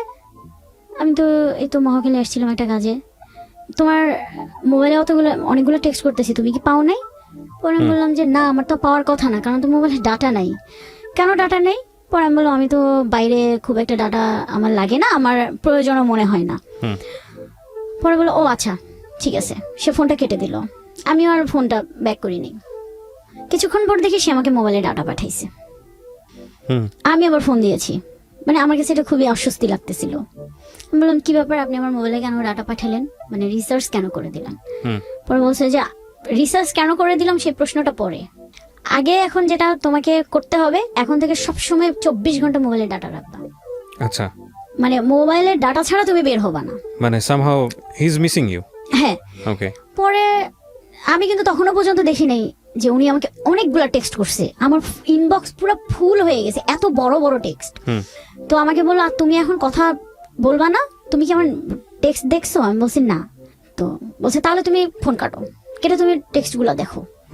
পরে দেখি যে একটার পর একটা আসতেই আছে। তো আমি কয়েকটা দেখছি, কারণ এত টেক্সট এত বড় বড় ওই মুহূর্তে আমার মানে পড়তে চাইতেছিলাম না, কারণ আমি বলেন জার্নিতে মোবাইল চালাইতে পারি না, আমার মাইগ্রেনের প্রবলেম, তো আমার মাথা খুব ব্যথা করে। তো আমি ওনাকে শুধু একটা রিপ্লাই দিলাম যে বাসায় গিয়ে আমি দেখবো। আমি আমার মতো, তা সে আমাকে মিস করতেছে, বাট তখন পর্যন্ত আমার সেই মিসিং ভাবটা আসেনি। আমি আমার মতো অফিসে গেলাম, কাজ করলাম, বাসায় আসলাম, এর মধ্যে টুকটাক তো কথাবার্তা হচ্ছেই। বাসায় আসার পর সে আমাকে আবার ফোন দিচ্ছে, বাসায় ঢুকছো? হ্যাঁ। তুমি কি টেক্সটগুলো পড়ছো? তো আমি বললাম যে আমি তখন বলছি যে আমি তো মাত্র বাসায় ঢুকলাম, আমি একটু ফ্রেশ হই, তখন আমি উত্তরায় থাকি। তো বললো যে আচ্ছা ঠিক আছে, আর আমিও বাসায় যাচ্ছি। আমি আচ্ছা ঠিক আছে আপনি বাসায় যান। আমি ফ্রেশ হইলাম, হয়ে টেক্সটগুলো পড়লাম, মানে এত টেক্সট এত বড় বড়, আমার এত কিছু মনে নাই, অনেক বড় বড় তো মনে থাকে না, কিন্তু আমার লাস্টের একটা কথা খুব মানে ভালো লাগছে পড়ে, যে সে আমাকে সারাদিন খুব মিস করতেছিল। তারপরে এরকম করে করে কথা হইতে হইতে আমিও একটা পর্যায়ে ইনভলভ হয়ে গেলাম। মানে আপনি মানে জায়গা থেকে গ্রিন সিগন্যাল দিলেন। এর মধ্যে সে আমার প্রচন্ড টেক কেয়ার করতেছিল, প্রচন্ড করতেছিল। টেক কেয়ারের মাত্রা এরকম ছিল, আমি জানি না যে এটা আসলে আমার কোন দিক দিয়ে যাচ্ছিল, ভালোর দিকে না খারাপের দিকে যাচ্ছিল, আমি জানতাম না। সে একটা পর্যায়ে আমাদের রিলেশনশিপটা একটু না মোটামুটি ডিপ হয়ে গেল। তারপরে তখনই আমি জানতে পারলাম, এর মধ্যে কিন্তু আমি কোনোদিনও কোশ্চেন করি নাই। তখন সে আমাকে নিজে থেকে বলছে যে সুমাইয়া আমি একটা কথা বলবো। আমি বলছি ঠিক আছে বলেন। তো সে বলল যে তোমাকে বলা উচিত ছিল, তুমি তো কখনো জিজ্ঞাসা করো নাই আমি বিবাহিত। এটা সম্পর্ক গড়ানোর কতদিন পরে? সম্পর্ক গড়ানোর আপনার 2 মাস পর, মাত্র 2 মাসের মাথায় সে আপনাকে সে আমাকে বলে পাঠান। মানে আমি দেখতে চাচ্ছিলাম যে সে আদৌ ম্যারিড কিনা। তারপর ফেসবুকে রিকোয়েস্ট পাঠাইলো। ভাইয়া আমি কি বলবো, আমি মানে দেখার পর বিশ্বাস করতে পারতেছিলাম না। কেন বিশ্বাস করা বলতে মানে কেন বিশ্বাস করতে পারতেছিলাম না যে আমাকে কেন আগে বলে নাই। আর তারপরে আমি আইডিতে কি পেলেন আপনি? ওয়াইফের সঙ্গে ছবি, বাচ্চাদের বাচ্চা আছে? হ্যাঁ বাচ্চাও ছিল, বাচ্চার সঙ্গে ছবি happy family look. Happy family, এগুলো দেখে আমার কষ্ট লাগছে, আমার খারাপ লাগছে। তো ফেসবুক তো একটা মোমেন্টাল জিনিস, ফেসবুক তো সবসময় সত্য কথা বলে না, মানুষকে পুরো জীবনটাকে তুলে ধরে। বাট এটা ঠিক আছে, বাট ওটা দেখেই আমরা জাজ করি ডেফিনেটলি, আপনার যা হচ্ছিল তাই। হ্যাঁ। পরে আমাকে বললো যে আমি জানি তুমি এখন কথা বলবা না, কিন্তু আমি না ভাইয়া, আমি চেষ্টা করছিলাম যে। ওর মধ্যে কোনো লুকোচুরি ব্যাপার ছিল যে আপনাকে ডেফিনেটলি টেক্সট পাঠাচ্ছে, একদম ডেয়ারলি টেক্সট পাঠাচ্ছে, আপনি চাইলে এগুলোকে প্রুফ করে রাখতে পারেন, সেরকম কোনো লুকোচুরি ব্যাপার ছিল? ওরকম সে লুকোচুরি করতো না, সে কোনো লুকোচুরি করতো না। তো এরপরে থেকেই আমিও আর কি, সে আমাকে মানাইলো, আমিও মেনে নিলাম। মেনে নিয়ে আস্তে আস্তে আস্তে আমাদের রিলেশনশিপটা খুব ডিপলি চলে গেল। এবং এক পর্যায়ে দেখা গেল যে সে আমার দিকেই ইনভলভ এত বেশি হচ্ছিল এবং আমাকেও করতেছিল যে আমি ওখান থেকে আর বের হইতে পারিনি। তারপরে কি করলেন, মানে আপনারা আরো এক ধাপ আগাইলেন না পিছাইলেন? তারপরে আমরা আরো একদম আগাইলেন। তারপরে এখানে একটা বিষয়টা হচ্ছে যে ওই যে রবীন্দ্রনাথের ওই গানের মতো জেনে শুনে বিষ আমি করেছি হ্যাঁ, পান। জেনে শুনে বিষ আমি করি, কারণ আমি বললাম না আপনাকে যে আমি ওখান থেকে বের হইতে পারতেছিলাম না, আমি বের হইতে পারতেছিলাম না, এটা কার কার কাছে শেয়ার করব, মানে এমন একটা পর্যায়ে আমি কারণ শেয়ার করতে পারতেছিলাম না। Okay. এর মধ্যে ওর ফ্যামিলি থেকে জেনে গেল। কিভাবে জানলো? এই ওয়াইফ একটা টেক্সট দেখে ফেলছে, দেখে Okay. ফেলার পর বুঝে নেই তো, জানার পর কি হবে, হুম অশান্তি। পরে আমাকে দুপুরবেলা ফোন দিয়ে বলল যে তোমার সাথে আপাতত আমার ক্লোজ হুম সে। আমি বলছি কেন, কারণ কি? বললো যে কোনো কারণ নেই, আদৌ আমি যোগাযোগ করবো কিনা আমি জানি না। হুম আমি ওকে ফাইন, ঠিক আছে, আমার কষ্ট হচ্ছিল হুম কিন্তু আমার তো এখানে কিছু করার নেই, হুম কি করতাম আমি বলছি জি। ঠিক আছে। তারপরে সে ইমোশনালি টেক্সট পাঠাচ্ছিল, আমিও পাঠাচ্ছিলাম। হুম পরে তার ওয়াইফ ও একটা পরে আমার বিকালে সন্ধ্যার দিকে বললো আমার ওয়াইফ তোমার নাম্বার নিয়েছে, তোমাকে হয়তো ফোন দিবে, হুম আমি কিন্তু এরকম এরকম ভাবে বলছি, তুমি ঠিক এইভাবে এইভাবে বইলো, আচ্ছা। মানে তার দোষ সম্পূর্ণটা আমি আমার ঘাড়ে নিয়েছি। ওকে তো তার ওয়াইফ আমাকে পরের দিন ফোন দিল, দিয়ে আমাকে জিজ্ঞাসা করলো। তখন আমি বললাম যে না এরকম আসলে তেমন কিছু না। তখন সে বললো যে না মানে তোমাদের টেক্সট দেখে আমি বুঝতে পেরেছি যে কিছু একটা আছে, তুমি যতই কিছু বলো না কেন। হুম তো পরে আমি বললাম যে না এরকম কিছু না আসলে, মানে হ্যাঁ আমাদের কথাবার্তা হয়েছে কিন্তু এখন আর হয় না, স্টপ। হুম পরে বললো যে ঠিক আছে, আমি এটাই যেন চাই স্টপ হয়ে যাক, এটা যেন আর না আগায়। এরা যেন না আগায়। আমি বলছি ওকে ঠিক আছে। পরে আমি তাকে ফোন দিলাম, দিয়ে বললাম যে এরকম ওনার সাথে কথা হয়েছে, তবে উনি বলছে যে না আগায়। তো ঠিক আছে, এর মধ্যে আর 3-4 দিন আমাদের কোনো কথা হয়নি। হুম হঠাৎ একদিন সকালবেলা আমি ওইভাবে আর কি নিজেকে প্রস্তুত করে নিচ্ছিলাম, হঠাৎ একদিন সকালবেলা আমাকে সে দেখি অন্য একটা আইডি থেকে টেক্সট পাঠাইছে, বলছে তুমি এটা অ্যাকসেপ্ট করো, আমি এটা। কোথা থেকে? অন্য একটা ফেসবুক থেকে, আইডি, সে একটা ফেক আইডি খুলছে, সেখান থেকে টেক্সট পাঠাইছে, বলছে এখন থেকে কোনো মোবাইলের কন্টাক্ট হবে না। মানে সেও মানে ফিল করতেছিল যে সে ওইটা একটা অভ্যাস হয়ে গেছে, এরকম আমাকে ছাড়া সে থাকতে পারতেছে না, ইয়ে করতে পারতেছে না। আমারও তো এখন আমি তো তাকে ভালোবাসি, যখন আমি এই ধরনের কথা শুনবো স্বভাবতই আমি উইক হয়ে যাব। হুম আমিও তখন আবার আমাদের এরকম ভালো সময় যাচ্ছে, ইয়ে যাচ্ছে। হুম তো এরকম করে করে ভাইয়া আসলে কি বলবো, মানে বিষয়টা হচ্ছে এরকম যে আপনি বিষয়টা- গোপনেই সবকিছু মেইনটেইন করছিলেন। মেনটেন করতেছিলাম গোপনেই, হুম এবং তার মধ্যে সে হচ্ছে আমার বাসায় আসা যাওয়া করতেছিল। তখন আপনি আলাদা থাকতেন? আমি আলাদা থাকি। একটা ফ্ল্যাটে আলাদা থাকতেন? হ্যাঁ আমি আলাদা আচ্ছা। থাকি, আমার বাসায় আসা এবং যাওয়া। আপনার বাসায় আসা যাওয়া আপনাদের ফিউচার কি ছিল, মানে আপনার জায়গা থেকে ফিউচারটা কি মানে ছিল? ফিউচার মানে এরকমই ফিউচার থাকবো আমরা, যতটুকু পারি মেইনটেইন করব। যতটুকু পারি মেনটেন করব। ওকে কারণ সে একটা কথাই সবসময় বলতো যে আমার তোমাকেও লাগবে তাকেও লাগবে, আমি তাকে ছাড়তে পারবো না, বিকজ তার উপর আমার একটা দায়িত্ব আছে, হুম বাচ্চা আছে। তোমাকে ছাড়তে পারবো না, তুমি আমার ভালোবাসার জায়গা, মানে একজন আমার দায়িত্বের জায়গা, একজন আমার ভালোবাসার জায়গা। হুম তো এরকম করে করে আমাদের রিলেশনশিপটা এত গভীরে চলে গেল যে যেখান থেকে সেও আর পারতেছিল না বের হইতে, আমিও আর পারতেছিলাম না বের হইতে। হুম অলমোস্ট তখন মনে করেন যে প্রায় 2-2.5 বছর শেষ, হুম 3 বছর। তখন আমি ওনাকে গিয়ে একটা প্রশ্ন করছি, আমাদের ফিউচার কি, এইভাবে কতদিন? এর মধ্যে সে আমাকে ইনসিস্ট করতেছিল, তুমি যখনই সে কোনো না কোনো ভাবে, এর মধ্যে অনেকবার সে তার ওয়াইফের কাছে ধরা খেয়ে গেছে, আপনাদের বিষয় নিয়ে। আমাদের বিষয়ে ধরা হয়েছে, এবং অনেক ইয়ে হয়েছে। আবার আমি গিয়ে তাদেরকে নানান ভাবে সব দোষ আমার কাঁধে নিয়ে আমি তাদেরকে মিউচুয়ালি করে দিছি। তো পরে একটা সময় গিয়ে আমি তাকে জিজ্ঞাসা করছি যে আমাদের ফিউচার কি। তখন সে বলতেছিল যে আমার এরকম চাচ্ছিলাম আমি অস্ট্রেলিয়া, মানে সে অস্ট্রেলিয়ার যাওয়ার জন্য কাগজপত্র তৈরি করতে, দেশের বাইরে চলে যাবে, তারপর আপনার সাথে ওখানে সেটেল হবে। দেশের বাইরে চলে মোস্ট যাবে, কমন স্টোরি। হ্যাঁ, দেশের বাইরে Okay. চলে যাবে। পরে তখন আমি বলছি ঠিক আছে দেশের বাইরে চলে যাও, কোনো সমস্যা না, যদিও আমি চাই নাই সে দেশের বাইরে যাক। তো আমি বলছি ঠিক আছে তুমি দেশের বাইরে যাও। ও আমি একটু বলি, এর মধ্যে সে আমাকে যখনই তার ওয়াইফের কাছে ধরা মানে বিষয়টা চলে আসে, তখন সে আমাকে ইনসিস্ট করে তুমি বিয়ে করো বিয়ে করো। কিন্তু আমার কথা হলো আমি কেন বিয়ে করব, আমি এত দূর এসে, মানে আমি তো পারবো না আর। শুভা, আপনি আমাকে একটু বলেন আপনার প্ল্যান কি ছিল? ওর ফিউচার প্ল্যান বাদ দেন, আপনার প্ল্যান কি ছিল? আপনি ওকে বিয়ে করবেন? না আমার ওরকম কোনো প্ল্যান ছিল না ভাই। তাহলে কি আপনি এভাবেই থাকবেন লাইফে? আমি চিন্তা করছিলাম যে দেখি না কি হয় কি হয় Exactly. কি হয়, মানে একটা হাওয়াই মিঠাইয়ের উপরে পুরো হ্যাঁ, জীবনটা ছেড়ে দাও। আমি না মানে ওখান থেকে অনেক চেষ্টা করছি আমি বের হয়ে আসতে, কিন্তু আমি না বের হয়ে আসতে পারি নাই, মানে পারি নাই বের হয়ে আসতে। চেষ্টা যে করি নাই ভাইয়া তা কিন্তু না, আমি প্রচন্ড চেষ্টা করছি। চেষ্টা মানে কি আপনি আরো কার প্রতি ফলেন হওয়ার চেষ্টা না না করতেছিলেন? না তাহলে? আমি কারো প্রতি না, মানে আমি নিজে থেকেই নিজেকে মনকে বোঝাচ্ছিলাম যে এটা তো হবে না, মানে এটা তো কোনো ফিউচার নাই। সে আমাকে যতই ভালোবাসুক না কেন, তার একটা ফ্যামিলি আছে, তো আমি তো একটা মেয়ে হয়ে একটা ফ্যামিলি তো আমি নষ্ট করতে পারি না। এখানে খুব গুরুত্বপূর্ণ কিছু বিষয় আছে, আপনারা জাজমেন্টাল হবেন না।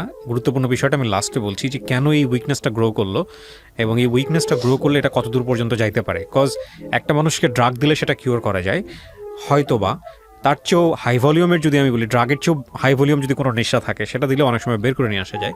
বাট ওয়ান থিং যেটা দিলে কিওর করা খুব মুশকিল, পুরো লাইফটা নিয়ে টানাচড়া শুরু হয়ে যায়, সেটা ওনার জীবনে ঘটেছে। উনি হয়তো পরবর্তীতে এগ্রি করবে, সেটা নিয়ে কথা বলবো আমরা একেবারে শেষের দিকে এসে। এর মধ্যে তো এরকম করে করে আমাদের চলতেছে, এর মধ্যে দেখা সাক্ষাৎ মানে সবকিছুই নর্মাল।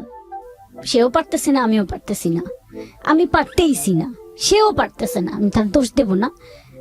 সে বলতেছে যে আমার ছাড়া সম্ভব না, কিন্তু সে তার ওয়াইফকেও ম্যানেজ করতে পারবে না, কারণ তার ওয়াইফ এটা কোনোভাবে মেনে নেবে না। আমিও তাকে কোনো ফোর্স করি নাই। লাস্ট ফেব্রুয়ারির 7 তারিখে আমাদের খুব একটা ঝগড়া হয়। তোর ওয়াইফের সঙ্গে তার কি লাভ ম্যারেজ ছিল? হ্যাঁ, লাভ ম্যারেজ ছিল। তার হচ্ছে ঝগড়া আমাদের ঝগড়া হয়, প্রচন্ড ঝগড়া হয়, এবং এর মধ্যে সে আমাকে মানে ভালোবাসার সন্দেহ বলেন যা একটা রিলেশনশিপে থাকে। তো আমাকে সামান্য একটা ব্যাপার নিয়ে, আমার মোবাইল শুধু অফ হয়ে গেছিল, এটা ব্যাপার নিয়ে সে আমাকে এত পরিমাণ সন্দেহ করছিল যে, না সরি, মোবাইল বন্ধ ছিল না, মোবাইলটা আমি ওই দিন সকাল থেকে ওর সাথে আমার একটা ব্যাপার নিয়ে ঝগড়া। আমি ওর সাথে আর কোনো কথা না বলে অফিস থেকে বাসায় আসছি। বাসায় আসার পর আমি ফ্রেশ হয়ে বাইরে গিয়েছি, এই দোকানে গিয়েছিলাম, দোকানে গিয়েছি। যাওয়ার পর সে এর মধ্যে হচ্ছে মোবাইলে ফোন দিছে, মেসেজ দিছে। ফার্স্ট টাইমে আমাদের যেহেতু মোবাইলে ফোনে কথা হয় না, মেসেঞ্জারই কথা হয়, মেসেজ দিছে, আমি রিপ্লাই করি নাই। পরে সে ফোন দিছে, 3-4 বার ফোন দিছে, আমি তো বাসায় নাই। তা আমি হচ্ছে মানে মোবাইলটা পিক করব কিভাবে? তো সে আমার মোবাইলে একটা অ্যাপস ইনস্টল করে রাখতো সব সময়, আমি কোথায় যাই কি করি সে ওই অ্যাপসটার মাধ্যমে কিন্তু ফ্রন্ট ক্যামেরা চাইলে মানে আমার ডিভাইসটা সে কন্ট্রোল করে। ও মানে আপনি কি করতেছেন না করতেছেন সব সময় সে আমাকে দেখে। আচ্ছা। তো সে তখন মনে হলো যে সে যদি বাসায়, তার এটা মনের সন্দেহ, সে কোথায় গেছে, বাসায় যদি থাকতো সে তো আমার ফোন ধরতো। তো সন্দেহ থেকে সে কি করলো? সন্দেহ থেকে সে ওই অ্যাপসটা ওপেন করে ওই ফ্রন্ট ক্যামেরা দিয়ে দেখলো যে না আমি তো বাসায় নেই, লাইট অফ, মানে লাইট অফ বা হচ্ছে আমি বাসায় নেই। ও বুঝতে পারলো আমি বাসায় নেই। কিছু মানে ও ওইটা সবসময় ওপেন করে ধরে বসেছিল যে আমি কি করি। আমি তখন পর্যন্ত কিন্তু জানি না এই অ্যাপসের এই কাজ। আমি অনেস্টলি বলি, আমি ওই ঝগড়ার পরেই আমি জানতে পারছি। একটা জানি যে অ্যাপস একটা ইনস্টল আছে, কিন্তু সে কখনো বলে না যে অ্যাপস দিয়ে কি হয়। আচ্ছা, ট্র্যাক করেছে আপনাকে? ট্র্যাক করে, সবসময় ট্র্যাক করে, সবকিছুতেই ট্র্যাক করে। আমি আসলাম, বাসায় আসলাম, আসার পর দেখি অনেকগুলা টেক্সট দেখেই তো আমি বুঝতে পারছি যে আজকে কি হবে, পরিণতি খুবই খারাপ আছে। আমি একদম আমি চুপচাপ, যে আমাকে এখন সে পকাচাকা করবে, আমাকে এগুলা শুনতে হবে, নাহলে হচ্ছে ঝগড়া, কথা বলেই ঝগড়া বাড়বে, আমি চাই নাই ঝগড়া বাড়াইতে। পরে দেখি সে আমাকে অনেকগুলো টেক্সট করলো, বললো যে আমি খুব ঠান্ডা মাথায় ডিসিশন নিলাম, আমি আর রিলেশন কন্টিনিউ করবো না। Okay fine. আমিও ওকে জিজ্ঞেস করলাম যে এটা ঠান্ডা মাথায় বলছো তো? পরে যেন এটা, কারণ এর আগে বহুবার তুমি আসছো, আমি গেছি, এরকম আমাদের ঝগড়া হয়েছে। পরে বলছে না, এটা আমি একদমই ঠান্ডা মাথায়। এইটা বলার পর সে র্যান্ডমলি আমাকে গালাগালি করতেছে, টেক্সট দিতেছে, এইভাবে 3টা-3:30 পর্যন্ত সে আমাকে জ্বালাইছে। একটা পর্যায়ে গিয়ে আমার মানে এত মানে অসহ্য বোধ লাগছে যে না, আমি মানে যাই হোক, আমি এবার স্ট্রং মেন্টালি এবং হচ্ছে আমার মনের দিক থেকে আমি স্ট্রং, আমি আর এটা কন্টিনিউ করবো না, কারণ এত অসম্মান নিয়ে তো আমি থাকতে পারবো না। আমি তো একটা ভুল করছি, তার মধ্যে যদি আমাকে এরকম মেন্টালি প্রেশার করে, মানে প্রেশার দেয় সবসময়, যেটা আমাকে দিয়ে আসছিল। আমার ওর সাথে রিলেশন হওয়ার পর থেকেই আমার ফ্রেন্ড সার্কেল বলেন টোটালি তাদের সাথে আমি ডিটাচড।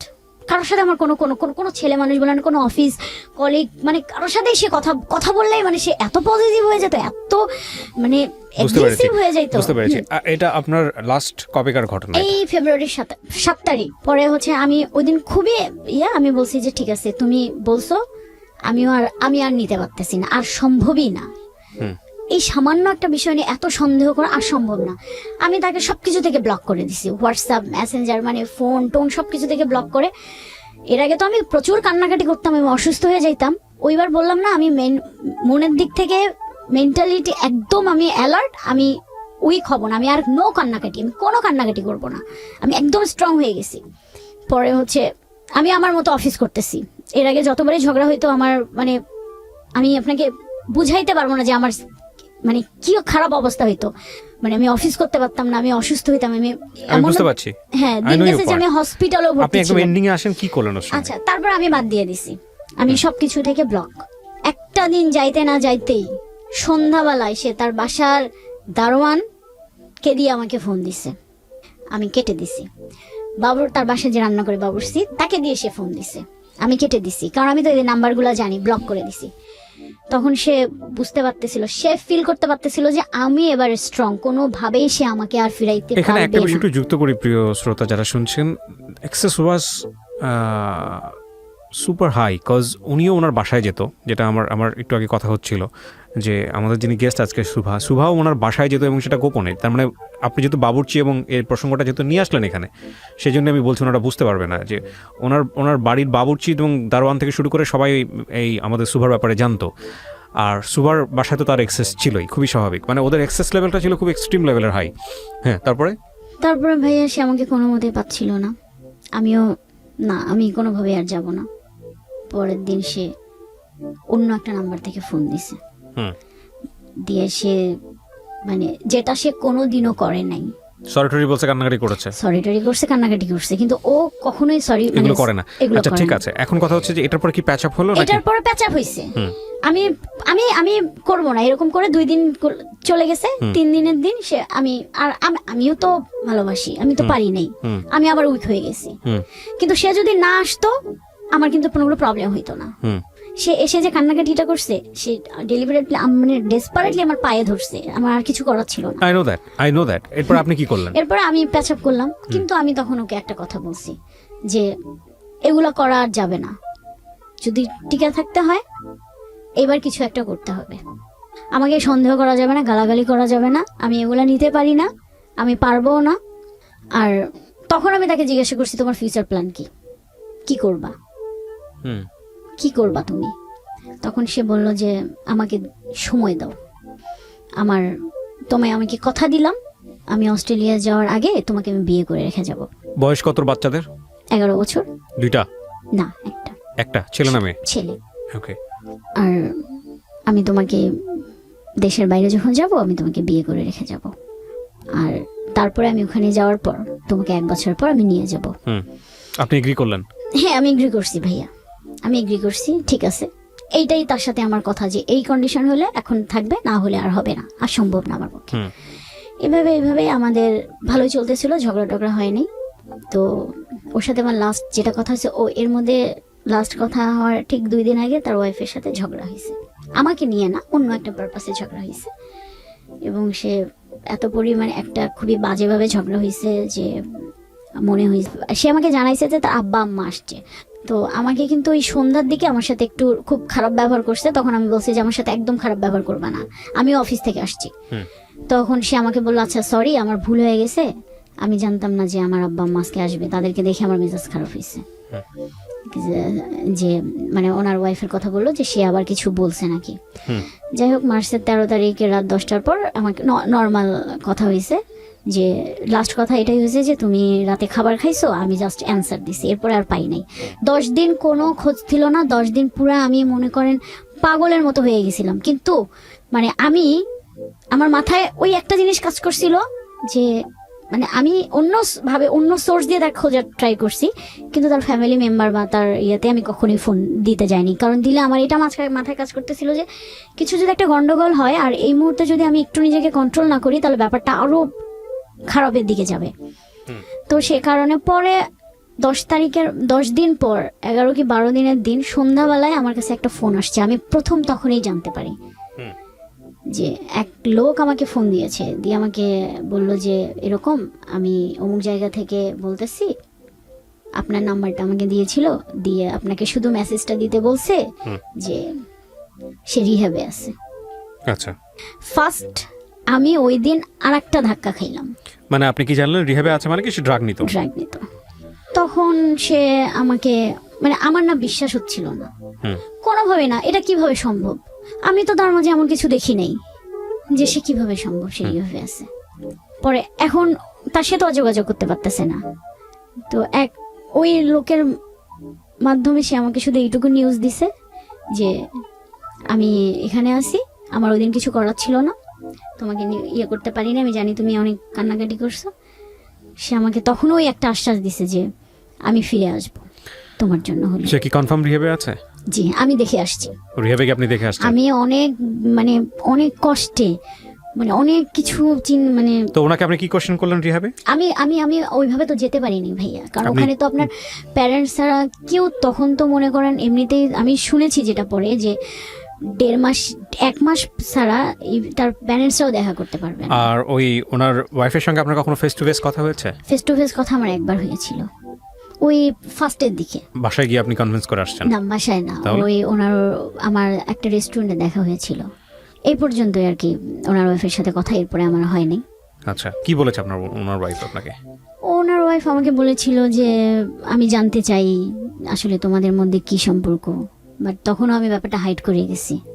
ও বলছে না আমাদের, কারণ ওনার ওয়াইফ এমনি টুকটাক বুঝতে পারতেছিল, একদম স্পেসিফিক কোনো টেক্সট বা কোনো কিছু পায় নাই যে যেটা একদম জোরালো ভাবে সে ধরবে।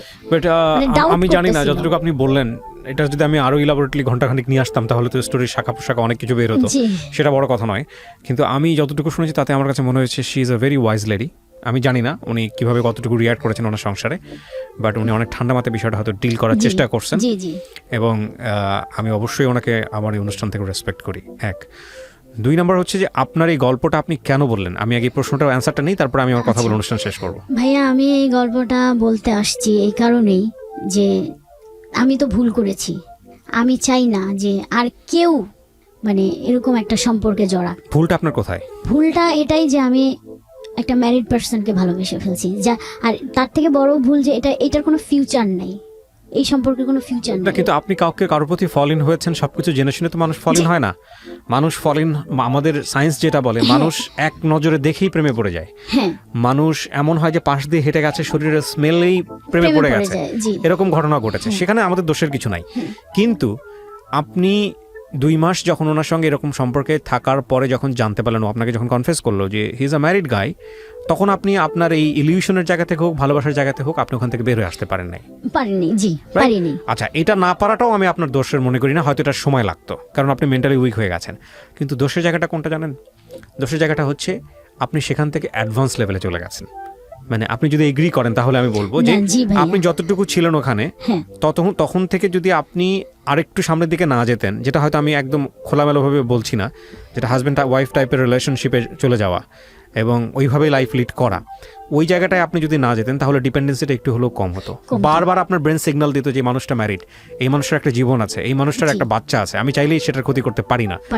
সো আপনি যেহেতু ওইভাবে ইনভলভ না হলে তাহলে আপনি ধীরে ধীরে ওখান থেকে এসকেপ করতে পারতেন এবং সেটা খুব ওয়াইজ ডিসিশন হতো। কিন্তু না করে আপনি আরো এক ধাপ ভিতরে চলে গেছেন এবং ওই একদম জেনে শুনে বিষ পান করছেন যা থাকে কপালে। ভয়ঙ্কর রকমের ভুল সিদ্ধান্ত। তো যেটার মাসুল যেটা আমাকে এখন দিতে হচ্ছে, আমি জানি না হয়তো আরো সামনে দিতে হবে, কারণ আমার সব থেকে যে মাসুলটা আমি দিচ্ছি যে আমার বাবা আমার সাথে কথা বলে না। না, ডেফিনেটলি আপনার বাবা আপনার সঙ্গে কথা বলে না, সেটার যথেষ্ট লজিক আছে। আর দ্বিতীয় কথা হচ্ছে যে দেখেন, আমি তো নিজেও বাবা, প্রত্যেকটা বাবাই কিন্তু তার সন্তানকে নিয়ে অনেক বড় স্বপ্ন দেখে।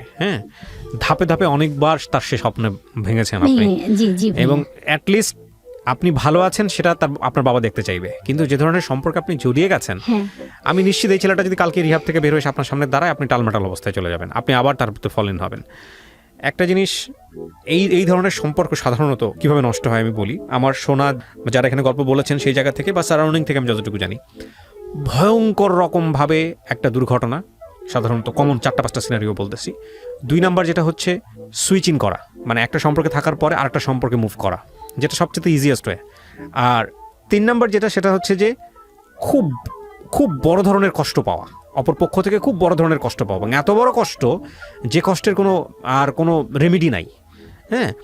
যেমন দেখা যাবে যে হয়তো এই কারণে আপনার বাপ স্ট্রোক করে কোনো একটা দুর্ঘটনা ঘটে গেছে, অথবা দেখা গেল পরিবারে কোনো একটা ভয়ঙ্কর রকমের ঘটনা ঘটে গেছে, অথবা তার দ্বারা আপনার এমন একটা ক্ষতি হয়েছে যে ক্ষতিটা আপনি সারা জীবন ধরে আর কখনো পোষাতে পারবেন না। এই ধরনের ঘটনা ঘটলে সাধারণত এই রিলেশনশিপটা নষ্ট হয়। কিন্তু আমরা এই তিন ধরনের কোনো ঘটনাটাকেই সাপোর্ট করি না সুস্থভাবে বাঁচার জন্য। আপনাকে যেটা করতে হবে সেটা হলো যে এখান থেকে বের হয়ে আসতে হলে আপনাকে প্রতি মুহূর্তে আপনাকে হ্যামারিং করতে হবে, নিজেকে শক্ত জায়গায় দাঁড় করাতে হবে যে না, আমি যেটা করতেছি সেটা ড্রাগের চাইতে ভয়াবহ কিছু। এবং এটা সাইকোলজি বলে, যারা সাইকিয়াট্রিস্ট তারা ভালো বলতে পারবেন। প্রেমের সম্পর্কে যেখানে বাধা থাকে সেই সম্পর্কে সেখানে ভালোবাসা আরও অনেক বেশি তীব্র হয়। মানে নর্মালি আপনি কারোর সাথে রিলেশন করেন, সেখানে যে আবেগটা থাকে, যদি সেখানে বাধা থাকে তাহলে সেই বাধা যে পরিমাণ থাকে তার চেয়ে গতিবেগ, ওইখানে ইমোশনের গতিবেগটা অনেক বেশি হয়। আপনার ক্ষেত্রে বিষয়টা সেরকমই ছিল এবং এখনও সেরকম আছে। আমি অবশ্যই সুভা যে গল্পটা এখানে বলেছেন তার ভয়েস চেঞ্জ করা হয়েছে, তার পরিচিতি সমস্ত কিছু এখানে গোপন করা হয়েছে, কারো পরিচিতি এখানে রিভিল করা হয়নি, কিন্তু আমাদের সমাজে এরকম ঘটনা অহরহ ঘটে। আরেকটা যেটা আমি গল্পের মাঝখানে একবার বলেছিলাম যে কেন উনি ফল ইন হলেন, এইটা আমাদের সবার একটা বড় প্রবলেম, বিশেষ করে মেয়েদের ক্ষেত্রে এই জিনিসটা বড় প্রবলেম। সেটা হলো মেয়েরা টেক কেয়ার অনেক বেশি পছন্দ করে, রাইট? এত বেশি পছন্দ করে যে একটা মেয়েকে তাকে ইমোশনালি ব্ল্যাকমেল করার জন্যে বা তাকে ইমোশনালি গ্র্যাব করার জন্যে তাকে একটা নির্দিষ্ট সময় পর্যন্ত টেক কেয়ার করলে মোটামুটি সে বুঝে যায় যে না, এই মানুষটা ছাড়া আমার দুনিয়া তার আর কেউ নাই। আর একটা বড় জিনিস হচ্ছে যেটা একটা মানুষ একটা মেয়েকে যখন আপনি ইমোশনালি গ্র্যাব করে ফেলবেন, তখন ওই মেয়েটা আপনার জন্য জীবনের সর্বোচ্চ জিনিস ত্যাগ করার জন্য প্রস্তুত থাকবে। তো এইগুলো আসলে খুব সহজ সমীকরণ। অনেকে বুঝেও এই ধরনের সম্পর্কে জড়িয়ে যান, আর অনেকে না বুঝেও জড়িয়ে যান। তো আমার মনে হয় যে আসলে যখন আমরা ম্যাচিউর মানে অ্যাডাল্ট বয়স্ক হচ্ছি, এই যে কথাগুলো বলতেছি সেটা যে আমি যে একদম নিজেও খুব প্র্যাকটিস করি তা না, বাট আমাদের সবার করা উচিত। সেটা হলো যে একটা মানুষকে জীবনে নেয়ার ক্ষেত্রে আপনাকে যোগ বিয়োগ করে তবে নেওয়া উচিত। এবং মজার বিষয় হচ্ছে দেখবেন এই ইমোশন বা এই যে ফিলিংসটা আমি বহুবার বলেছি, এটা জীবনের একটা পর্যায়ে গিয়ে থাকে না। তখন থাকে ওই মানুষটার আচরণ কেমন, ওই মানুষটার ব্যক্তিত্ব কেমন, ওই মানুষটা আপনাকে কতটুকু ব্রিদিং স্পেস দিচ্ছে বাঁচার জন্যে, এই বিষয়গুলো তখন থাকে। এবং ওই মানুষটার ফ্যামিলি কেমন, আপনার ফ্যামিলি কেমন, তাদের সাথে আপনার সম্পর্কগুলো কেমন, এগুলো খুব গুরুত্বপূর্ণ। হ্যাঁ, তো যেটা উনি বললেন না যে এই ছেলেটা এক সময় যার পার্সোনালিটিতে কখনোই এরকম ছিল না যে সে হাউমাউ করে কান্নাকাটি করবে, হাতে পায়ে ধরবে, এগুলো ওনার লাইফে ঘটেছে কিন্তু, এবং উনি ওনার সর্বোচ্চ উইকনেসটা দেখাই দিচ্ছে ওনাকে। তো এগুলো সবার জীবনে ঘটে এই কারণে যখন উনি বাধাটা দিয়েছেন, যখন উনি বেশি রিজিড হয়ে গেছেন, তখন উনি আর নিজের জায়গা থেকে নিতে পারেননি। আর আপনি যার গল্পটা এখানে বললেন, সেই মানুষটা এসে যদি আমার এখানে গল্পটা বলে, আমি নিশ্চিতভাবেই বলতে পারি ওইখানেও অনেক যুক্তি খুঁজে পাওয়া যাবে যে ওনার জায়গা থেকে উনি রাইট। কারণ উনিও একটা ভালোবাসার সম্পর্কে আছেন এবং সেই সম্পর্ক থেকে উনি বিয়ে শাদী করেছেন, বাচ্চা হয়েছে। কোনো একটা নিশ্চয়ই প্রবলেম ছিল। মানুষ কখনোই হ্যাপি থাকলে এমন একটা জায়গা ক্রিয়েট করে না যেটা তার হ্যাপিনেসটাকে নষ্ট করে দিবে। আপনি অনেক মাথা নাড়তেছেন, হয়তো আমার দর্শকরা বুঝতেছে, তারা বুঝতে পারবে না। So she is agreeing with me, cause উনি জেনে শুনে নিশ্চয়ই ওনার হ্যাপিনেসটা নষ্ট করেনি। সুতরাং সেই জায়গাটায় কি ল্যাকটা ছিল, সেই ল্যাকটা বোঝাটা খুব জরুরি। একটু বলি, আমি কিন্তু এই কোশ্চেনটা ওনাকে করেছিলাম যে আপনার মানে ওনার ফেসবুক, ওনার ওয়াইফ কথা বলে আমার যেটা মনে হয়েছে ওনার ওয়াইফের সাথে, আমি ওনার ওয়াইফকে একটু মানে ওনার ওয়াইফ কোনোদিনও আমাকে মানে আমার সাথে যত দুইবারই কথা হয়েছে উনি কিন্তু আমার সাথে কখনো খারাপ ব্যবহার করে নাই, সুন্দরভাবেই কথা বলছে। তো আমিও কিন্তু কখনো এই কারণে আমি মানে আমাদের দুইজনের আমরা কেউ কাউকে কিন্তু অসম্মান করে কথা বলি নাই, উনিও করে নাই আমিও করি নাই, এবং খুবই নর্মালি খুবই ভদ্রভাবে কথা হয়েছে। তো কথা বলে আমি ওনাকে মানে কোশ্চেন করছিলাম যে আমার জানা মতে খুব ভালো একটা আমি ওনার ওয়াইফের কথা বলতেছি, সে একজন অনেক বড়, মানে হোয়াট ওয়াজ ল্যাকটা কি ছিল? হ্যাঁ, উনি অ্যানসার কি দিয়েছে? ফ্যামিলি ভালো। হ্যাঁ, আমি বুঝতে পেরেছি অ্যানসারটা কি দিয়েছে। সে অ্যানসার দিছে যে ঠিক আছে, মানে আমি বলি যে আমি বলছি যে সে মানে তুমি যেরকম পারফেক্ট চাও তোমার ওয়াইফ কিন্তু এরকম পারফেক্ট, যেমন তুমি সবসময় আমাকে ব্লেম দিতে আমি পারফেক্ট না, আমি পারফেক্ট না। অ্যানসারটা কি? জাস্ট অ্যানসারটা বলেন। সে তখন অ্যানসারটা দিছে যে কিছু তো একটা অপূর্ণতা আছে, সেই অপূর্ণতাটা কি সে কিন্তু আমাকে কখনো বলে নাই। ওকে, আমরা সেই অপূর্ণতা নাই বা খুঁজলাম পরোক্ষভাবে, তবে এটা ঠিক জীবনটা সবসময় অপূর্ণ, জীবনটা যে কোনো জায়গাতেই ডিস্যাটিসফাইড। কিন্তু এখানে কথা হচ্ছে যে অন্তত কিছু কিছু মানুষের ক্ষেত্রে এথিক্যাল জায়গায় কোনো কম্প্রোমাইজ করার কোনো সুযোগ নেই। যখন সন্তান হয়ে গেছে আপনি সে সংসারে সুখী নাই হতে পারেন, কিন্তু সন্তানের ভবিষ্যতের কথা চিন্তা করে হলেও আপনাকে সামনের দিকে এগিয়ে যেতে হবে। That is Y family, right? কারণ এই ইমোশন বলেন, এই প্রেম বলেন, এই ভালো লাগা বলেন, জীবনের একটা সার্টেন পিরিয়ড পর্যন্ত থাকে। কিন্তু বন্ডেজ, দায়িত্ববোধ, কিছু জিনিস ভালো লাগার বাইরে গিয়ে ক্রিয়েট করতে হয়। পিতৃত্ব বলেন, মাতৃত্ব বলেন, বিষয়গুলো তো আসলে তাই। তো সেই জায়গাটা থেকে আমার মনে হয় যে অস্ট্রেলিয়া যাওয়ার ডিসিশনটা থেকে আপনার সরে আসা উচিত। যদি সে রিহ্যাব থেকে ব্যাক করে, আমি আপনাকে বলবো definitely that will not be wise decision. কারণ আপনি একটা খুব সহজ একটা উদাহরণ দিয়ে আমি অনুষ্ঠানটা শেষ করতে চাই। আপনি জাস্ট তার ওয়াইফের জায়গাটা চিন্তা করেন। অস্ট্রেলিয়া যাওয়ার পরে যদি সে আরেকজনের প্রতি ফল ইন হয় এভাবে, আপনার ফিউচারটা কি হবে? সো আপনি একজন ওয়ার্কিং লেডি, রাইট? আপনি পয়সা রোজগার করেন, আপনি নিজের ডিসিশন নিজে নিতে পারেন। সেই জায়গা থেকে আপনার জন্য খুব কঠিন কিছু হবে না তার কাছ থেকে বের হয়ে আসার জন্য। Because you can choose your life. আপনাকে কেউ জবরদস্তি করে অন্য একটা জায়গায় দিয়ে দেবে না। আপনি হয়তো স্পেস নিতে পারবেন, কিন্তু একইভাবে সত্য এই ফ্রিডমটাও আপনাকে ভুল করতে বাধ্য করতে পারে। কারণ যেহেতু আপনি কারোর উপর ডিপেন্ডেন্ট না, আপনার ফ্যামিলির উপর ডিপেন্ডেন্ট না, আপনি ইচ্ছে করলে চাইলেই আপনি ওকে বিয়ে করে ফেলতে পারবেন যদি ও রাজি থাকে, আপনি রাজি থাকেন। সো এই জায়গাটা থেকে এইরকম ভুল না করাটাও একটা ওয়াইজ ডিসিশন হবে। সো প্রিয় দর্শক এবং শ্রোতা, আজকে উনি অকপটে স্বীকার করেছেন রেডিও পার্সপেক্টিভ থেকে যতটুকু পরিমাণ সম্ভব পরিচয় গোপন করে আমরা গল্পটা তুলে ধরেছি। এই গল্পের সেকেন্ড পার্টটা এটা আরো ভয়াবহ, যেটা ওনার জীবনে আসেনি, সেটা অনেকের জীবনেই হয়েছে, আমি নিশ্চিতভাবেই বলতে পারি। কারণ এটা এই গল্পটা কারো কারো জীবনে ফার্স্ট পার্ট, যারা আজকে এই গল্পটা শুনলেন। সেকেন্ড পার্টটা নিশ্চিতভাবেই এরকম যে সে হয়তো বিয়ে করবে এবং বিয়ে করার পরে তার যে জীবনটা হবে সেটা হবে বিষময় জীবন। আমরা সেই সেকেন্ড পার্টটা দেখতে চাই না কারো কারো জীবনে। যারা ঘটে গেছে তারাই বুঝবেন যে আমাদের সুভা আসলে কত বড় প্রবলেমের মধ্যে আছেন। সো সম্পর্ক যে জায়গাটাই থাকুক না কেন, যদি কখনো ভুল আবিষ্কার করেন আপনি যে না এই সম্পর্কটা ভুল, তাহলে আপনি সেখানে পজ দেবেন। প্রথম কাজ হচ্ছে পজ দেওয়া, যে না স্টপ, আমি ব্রেক করতেছি না, বাট স্টপ, এইখান থেকে আমি সামনের দিকে আর আগাবো না, এখান থেকে আর একটা পাও আমি সামনের দিকে আগাবো না। আমি ব্রেক করতেছি না, বাট নতুন কোনো কিছু যোগ করবো না। তারপরে আপনি প্রতি মুহূর্তেই চেষ্টা করেন যতটুকু আমি ক্লাইম্ব করেছি, যতটুকু আমি উচ্চতায়